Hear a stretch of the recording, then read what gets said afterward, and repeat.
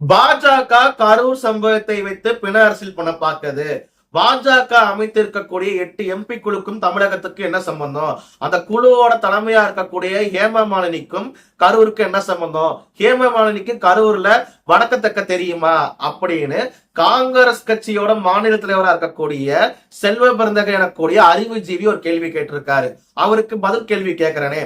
இப்ப பாஜக எதற்காக அந்த 8 எம்பி குழு அமைச்சதுன்னு பின்னாடி சொல்றேன். இப்போ உங்க கட்சியோட தேசிய பொதுச்செயலாளர் இருக்கக்கூடிய KC வேணுகோபால எதற்காக கூட்டிக்கிட்டு கரூருக்கு வந்தீங்க?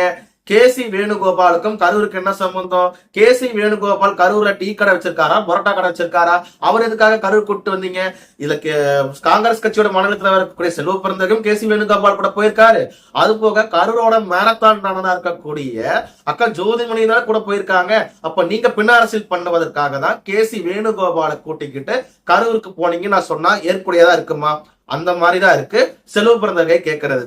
அதே மாதிரி பாஜக எதுக்காக இந்த குழு அமைச்சாங்கன்னா, பாஜக மத்தியில நாங்க ஆட்சியில இருக்கோம், நாங்க இதுக்கு மேல நடவடிக்கை எடுக்கணும், அதை பத்தி விசாரணை நடத்துறதுக்கு அதிகாரிகள் இருந்தாலும் தார்மீக அடிப்படையில வந்துட்டு நாங்க களத்துக்கு வந்திருக்கோம். அந்த 8 பேருமே எம்பிக்கள். அதுலயும் ஒருவர் வந்து முன்னாள் மத்திய அமைச்சர் அனுராக் தாகூர் பாதிக்கப்பட்ட குடும்பத்தை நேர்ல ஒவ்வொருத்தரையா பார்த்துட்டு வாக்குறுதி கொடுத்திருக்காரு. நாங்க உச்ச நீதிமன்றம், அதாவது சுப்ரீம் கோர்ட் நீதிபதிகள் மூலியமா நாங்க ஒரு ஆணையத்தை அமைச்சு தப்பு செஞ்சவங்க யாருன்னு கண்டுபிடிச்சு அவங்களுக்கு உரிய தண்டனை வாங்கி கொடுப்போம் அப்படின்னு அனுராக் தாகூர் முன்னாள் மத்திய அமைச்சர் வாக்குறுதி கொடுத்திருக்காரு. இது மத்தியில் ஆளுங்கட்சியா இருக்கக்கூடிய ஒரு நபரால மட்டும்தான் இந்த வாக்குறுதியை கொடுக்க முடியும். அதற்காக தான் பாஜக களத்துக்கு வந்திருக்கு. இது என்னோட பதில். இப்போ KC வேணுகோபால் எதுக்காக வந்தாருன்னு பதில் சொல்ல முடியுமா? சரி, அடுத்த என்ன தெரியுமா சொல்றாங்க? பாஜக விஜய்க்கு சப்போர்ட் பண்றதுக்கு காரணம் விஜய கூட்டணிக்குள்ள கூட்டு வருவதற்கு தான் அப்படின்றாரு. விஜய்க்கு நான் கூட்டணிக்கு கூட்டு வர்றதுக்காக சப்போர்ட் பண்ணி பேசுற மாதிரி இருந்துச்சுன்னா, காங்கிரஸ் கட்சியோட ராகுல் காந்தி எனக்கூடிய பப்பு கான் எதற்காக விஜய்க்கு ஆதரவா பேசினாரு? அப்ப ராகுல் காந்தி விஜயும் கூட்டணி வைக்க போறாங்களா? இப்படி நான் கேள்வி முன் வச்சா நல்லா இருக்குமா? சரி, இன்னொரு கேள்வி வைக்கிறாங்க. டிவி கிளக்கூடிய தற்கூரி முண்டமா இருக்கக்கூடிய ஆதவ அர்ஜுனா டெல்லிக்கு போயிட்டு அமித்ஷாவை பார்க்க போறாருன்னா உருட்டுனாங்க. சரி, அது அடுத்தபடியா இருக்கட்டும். அமித்ஷாவும் பார்க்க கிடையாது, யாரையும் பார்க்க கிடையாது.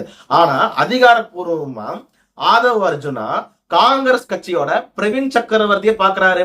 பிரவீன் சக்கரவர்த்தி ஒரு எம்எல்ஏயும் கிடையாது, எம்பியும் கிடையாது. அப்படின்னா பிரவீன் சக்கரவர்த்தி மூலியமா காங்கிரசும் டிவிக்கும் கூட்டணி வைக்க போகுதான்னு பதில் கேள்வி நான் முன் வச்சா நல்லா இருக்குமா?